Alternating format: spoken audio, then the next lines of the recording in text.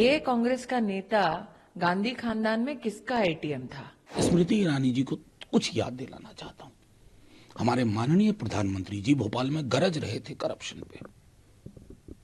72 घंटे के अंदर जिन पर गरज रहे थे उन पर फूल की वर्षा हो रही थी। एक बात तो स्पष्ट हो गई कि कांग्रेस का हाथ काले धन के साथ है। कांग्रेस पार्टी का इस मामले से कुछ लेना देना नहीं है।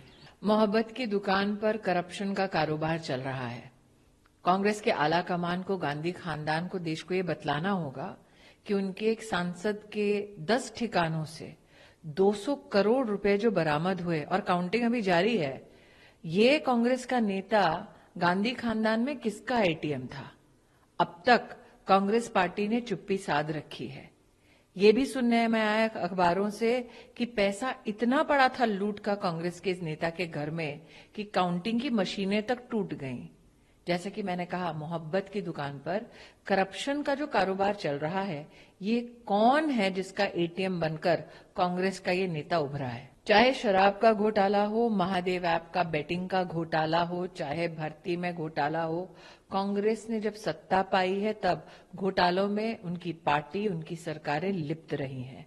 आज पुनः उनके एक नेता के घर से 200 करोड़ रुपए कैश बरामद होना, और जैसे कि मैंने कहा, मीडिया के हवाले से पता चल रहा है कि काउंटिंग अभी जारी है।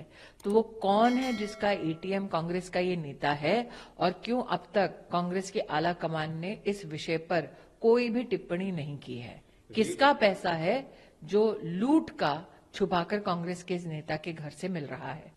मैं उनके जस्टिफाई नहीं करूंगा। किसी के घर से अगर इतना मिलता है तो उनको एक्सप्लेन करना होगा। लेकिन मैं स्मृति ईरानी जी को कुछ याद दिलाना चाहता हूं। हमारे माननीय प्रधानमंत्री जी भोपाल में गरज रहे थे करप्शन पे। 72 घंटे के अंदर जिन पर गरज रहे थे उन पर फूल की वर्षा हो रही थी। वो डिप्टी चीफ मिनिस्टर है, उस पर कहेंगी स्मृति जी, अजीत पवार साहब पे। और उत्तर पूर्व में एक मुख्यमंत्री हैं, डॉजियर निकाला था आप लोगों ने, आज आपके वो one of the brightest faces बना के आप घुमा रहे हैं, उस पर कुछ कहेंगी स्मृति जी? वो मैं बार बार कहता हूं, टिप्पणी करने से पहले अतीत का आईना रखिए। देखिए, एक बात तो स्पष्ट हो गई कि कांग्रेस का हाथ काले धन के साथ है।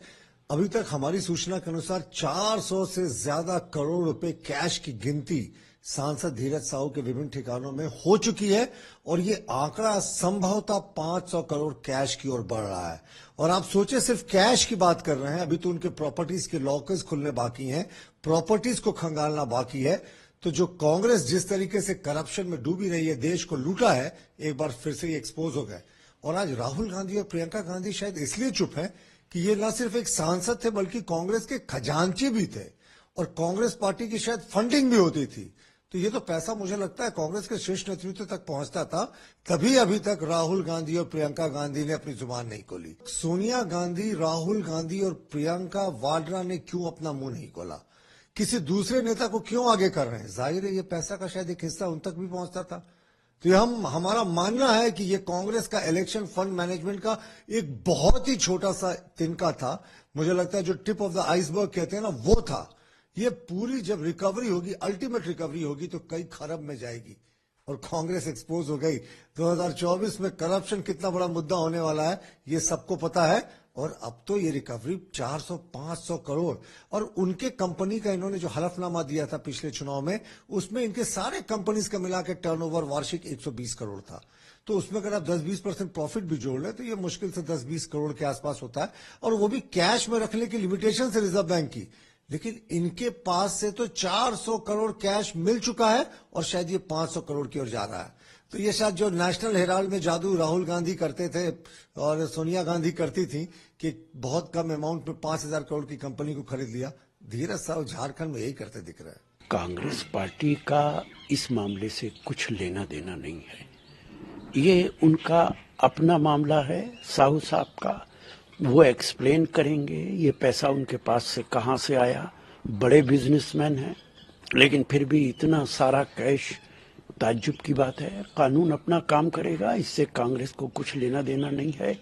लेकिन मैं स्मृति जी से पूछना चाहता हूं कि बंगारू लक्ष्मण जी जेल गए थे करप्शन के मामले में, जिम्मेदारी लेंगी कि वो भारतीय जनता पार्टी ने कराया था? मध्य प्रदेश में व्यापम हुआ था, मानेंगी कि वो बीजेपी ने कराया था? अगर उसकी जिम्मेदारी बीजेपी ले तब आपको कहने का कुछ हक है। नमस्कार, मैं हूं मानक गुप्ता।